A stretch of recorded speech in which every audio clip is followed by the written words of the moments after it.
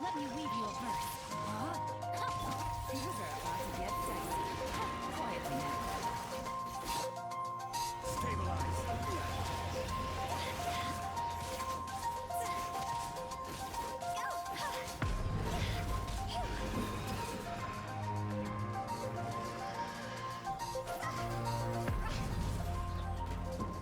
In 3.0 we've got a buff to Hydro Resonance, which gives teams with double Hydro 25% HP. These are the two popular teams that currently are the main beneficiaries. I've already covered Mono Hydro recently, but today I'm going to focus on the Hu Tao team, double Hydro with Zhongli in particular. This team should be about 7% stronger, which for comparison you could say everybody's talent levels went up by 1. Importantly, this basically pretty much kills all non-double Hydro Hu Tao teams. Obviously the others didn't get nerfed, but double Hydro teams were already the best in terms of average strength whilst being the easiest to play, and now they got even stronger. So how did this team benefit the most? First of all, with double Hydro Hu Tao, the fourth teammate is a flex slot. You can play a wide variety of characters, but there wasn't any significant lead for any specific character. You could argue for a speed run, Xiangling, Mona or Fischl, even Kazuha or Sucrose are able to squeeze out faster damage, but so far it hasn't been significant enough to tempt most players away from Hu Tao Zhongli.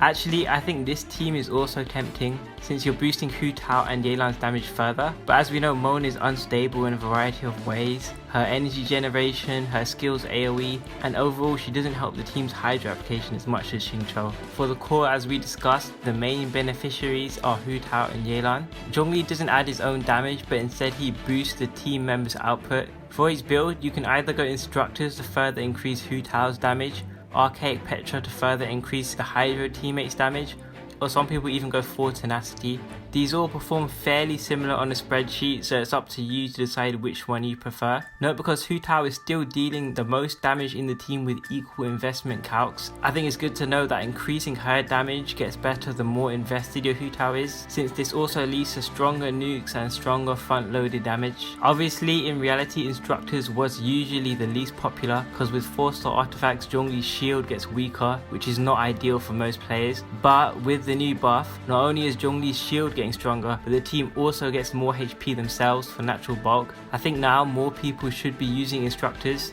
Now this is very minor, as obviously all double Hydro variations got buffed nicely, but a character like Xiangling or Fischl's damage didn't get buffed, so relatively the buff they got is very slightly less than what Zhongli's team got, as he's buffing teammates damage who do scale off HP themselves. And then at this point I think you can look at the quality of life. It's just an easy to play comfortable Hu Tao team that has got the damage and survivability. It was a great team already, but I like it even more now.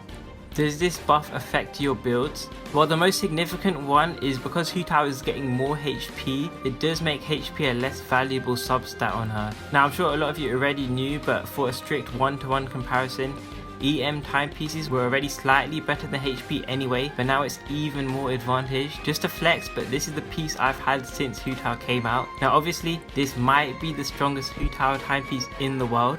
If you've got much better HP pieces than EM, you still might be better off with it. Use an optimizer and find out. Secondly, as I mentioned, it makes Instructors on Zhongli more accessible and more comfortable. For this build, try to get HP substats, and if you're using Fav Lance, then also getting crit rate substats and a crit rate circlet is great for that too. Since obviously you can use 4 Instructor pieces, I recommend the last slot to be a 5-star crit rate circlet just to help with your crit rate.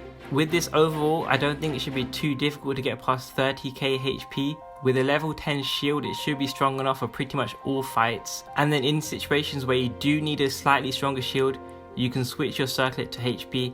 And if you're still using Fav Lance, just do normal attacks on Zhongli throughout your rotation to make up for the reduced crit.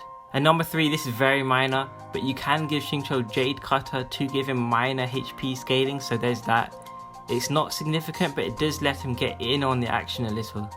Lastly, just to make sure you're doing good rotations, I would recommend doing one of these two. You really don't need to build ridiculous EOR on your characters if you do this properly. Rotation 1, without many Fav weapons, this is why I would recommend using Yelan's E before and after Hu Tao and swap straight away without catching the energy. If you burst on Hu Tao, this can sometimes extend your rotation, However, more importantly, it's a lot of energy for the team and makes things way easier to play, especially if you have Yelan on a refined Fav bow. You can get its passive particles twice per rotation, which is huge, and even if you have her on Elegy or Aqua, these extra Hydro particles can make her builds way more viable. The downside of this is that Zhongli will have lower Instructor's buff uptime, since Yelan will cut into the duration, but a Petra set and Tenacity set should be pretty unaffected, so it's fine. The second rotation, it works better for Instructors, but you definitely want Xingqiu or Yelan on a Fav or Sac weapon and Zhongli on a Fav lance. This is more simpler to play, doing one character at a time. Make sure to do the N1E N1 tech on Yelan here, which makes her do a ton of damage and lets her catch energy. This team only has one Yelan skill use per rotation, so the Fav weapons need to make up for it. Now finally, you might be asking, why did Hoyoverse make one of the strongest teams in their game even stronger? Especially for 1v1 boss fights, there is no one better than Hu Tao. After all, I don't think they're stupid. Even if this buff was designed to future-proof upcoming teams, I'm sure they would have been calculating the increase of all these existing teams. Well, here's my prediction, it really doesn't matter. The truth is, Hu Tao Vape has always been situational. Number 1, Abyss Chambers can have spread out enemies and can have lots of mobs. This team's strengths are already suppressed there. Number 2, enemies with Dendro auras can be added to the Abyss to promote Sumeru. In these situations, it would affect Vape team stability like this for sure. What does this mean? Just because a team has high DPS doesn't mean Hoyoverse can't be crafty and suppress its true power in upcoming patches. And then the final point, which is that we don't know which carries are coming in the future. As I mentioned, this buff seems primarily for future teams, since judging by the history, they've only ever really buffed things to help with new toys, like transformative reactions for Elegy of the End and Kazuha, and Mona's dash for Ayaka's release, and that's even getting buffed again, probably because of Yelan's dash issues, or we might be getting an upcoming character with another dash. The other truth is, unfortunately, you can argue that Hu Tao is the most replaceable here, or at least a lot more replaceable than the double Hydro core, which is very strong by itself, and with Hydro's interactions with Dendro, it seems it can most likely adapt to 3.0 carries too. And even at the moment, you can already use Kokomi or Yoimiya instead. Hu Tao is a popular character and top seller after all. They probably want to keep feeding us buffs and new toys to pull, but who knows.